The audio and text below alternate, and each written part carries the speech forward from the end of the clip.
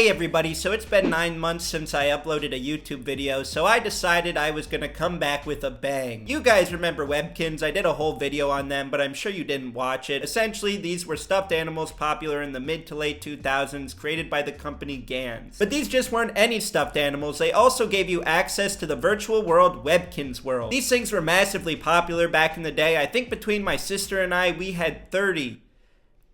We definitely had a problem, and I think more of those were mine than hers. I don't know why I had so many. You only really needed one to play the game. I think when a lot of people think of this game, they think about the gameplay, they think about the plush, but I think what a lot of people miss are the accessories. They used to have Webkinz purses, clothing, ornaments, figurines, you name it. But I think the Webkinz product that resonated the most with me as a kid were the trading cards. These trading cards were also much more affordable than the pets, making it easier for me to beg my mom for one when we were at Hallmark. But each pack of Webkinz trading cards would come with trading cards, obviously, but also a code for you to unlock an item in the game. Normally you would get like a clock or a chair or something. These prizes weren't necessarily anything special, but they create an incentive to go buy the pack. The first two series of Webkinz trading cards were cool, but you can only really generate so much buzz and attention by just promising accessories. Webkinz knew they had to up it up a notch. Up it up? Is that a word?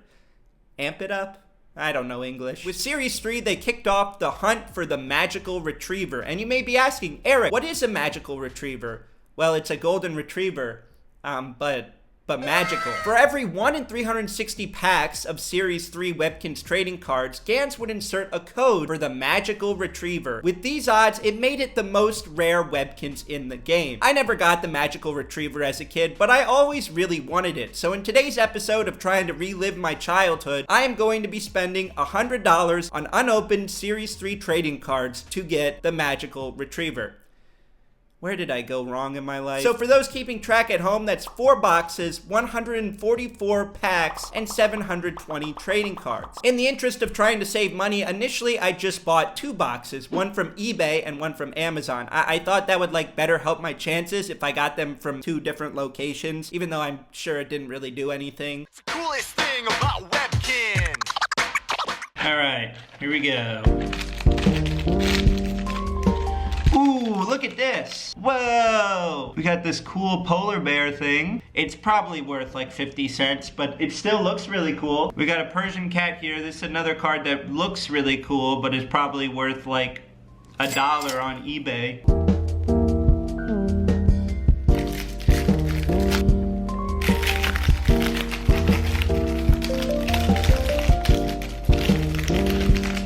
Oh, look at this, everybody. I got a free Webkinz pet. Now, this is not the magical retriever because it would say that, but if I put this code in, I get a free pet. I mean, if I can't get the magical retriever, I might as well get whatever that is. All right, so this is the aftermath. As you can see, we have all the wrappers and such over here.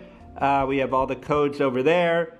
In a really neat pile over here, we have all the cards that I got, and then I put like some of the cool ones over here on the side next to me. After box 1, I was a little upset that I didn't get the magical retriever, but also a little bit relieved. I realized if I got the magical retriever right away, that wouldn't really make for a very interesting YouTube video. There would be no storyline, there'd be no suspense, it would just be me opening it and getting it right away, and no one really wants to see that. I even received a code for a free Webkinz in the first box, which made me feel like I was on the right track, because those are somewhat rare. They were only 1 in every 36 packs, so it made me think I was doing something right, and I was feeling somewhat lucky. Like I mentioned, there was a code that came in every single pack, so I was taking out these codes, entering them in, and that got kind of tedious really quick. There were a bunch of different letters and numbers, and if I made even one little mistake, the whole code would be invalid. But this was a really tedious process, and it was also kind of annoying because I started to get the same item over and over again. Like, you can only really do so much with like posters, but I decided after opening the first box, it would be time for a quick break and then to get right back to action. It's the coolest thing about Webkinz.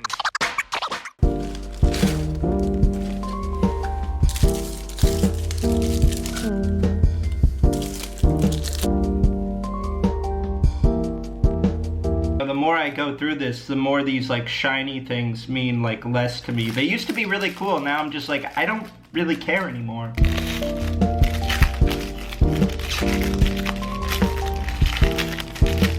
Last pack Here we go.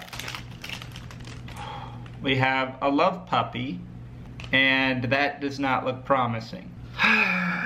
So after the second box, I was a little discouraged and realized that I would have to buy a couple more boxes, which was a little disappointing. I did get another code for a Webkinz, but that started to mean less to me. Like, it wasn't really as cool anymore. I also got like these cool, rare, like shiny cards, and those also didn't really do it for me. I will say I almost completed the entire set. I got like 100 of the initial base cards, which was kind of cool. The first 20 cards were the newest arrival cards. The next 10 were the favorite friends. The next 10 were recipe foods, which were just food items that you could make in the game with a blender. Then we had the Citizens of Kinsville. We also had Having Fun in Webkinz World. We had Pet's Own Item, Webkinz Winners, which were just different trophies, Holidays in Kinsville, and then we had Rarest of the Rare, which were just rare items you could find in the game. But funny enough, these cards weren't rare because I had plenty of them. By this point, I was still missing the Webkinz profiles, stickers, and other puzzle pieces, so I wasn't completely done yet. On the back of the stickers, there would be pieces to a puzzle, and if you had all 30 of them, you could like create this like cool little poster thing. It's the coolest thing about Webkinz.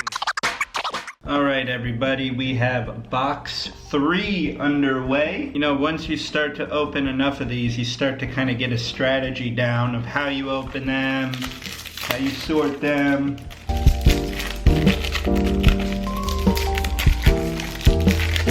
I think I've probably opened nearly 80 packs at this point, and as I do this, I am reminded that some of the people I graduated with from high school, you know, they're starting families, they're getting married, and here I am opening a bunch of Webkinz cards. And that is it for the third box.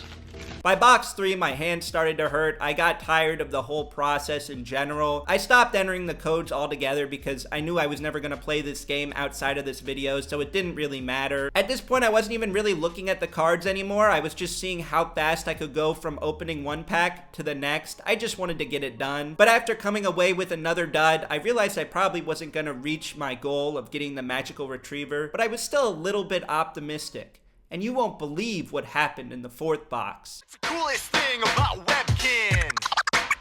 Now we are going on to our fourth and final box. As I mentioned previously, this is the last pack because I don't want to go over my budget. Wonder if I can open 2 at once. I'm gonna try a new opening strategy to maybe speed up the process. I'm gonna line all these up like this. And then, hold on, don't move. And then I'm gonna cut it like that. If anything, that actually made this more complicated than it needed to be.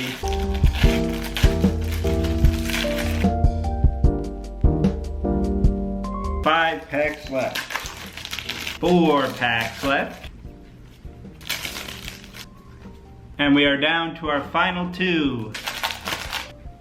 This is our last possible pack, unless there's one lost in beneath all these cards. But this is probably the last pack. Here we go.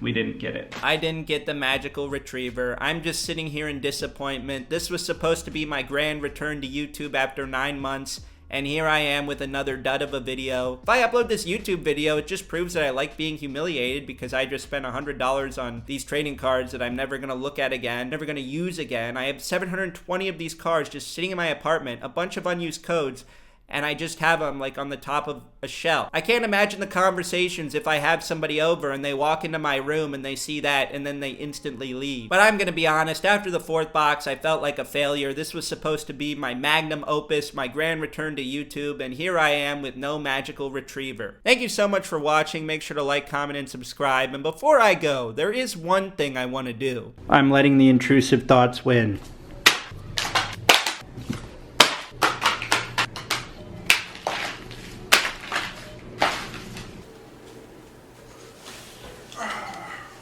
I'm gonna be honest, I thought this would be a lot cooler of a shot, but this was kind of anticlimactic.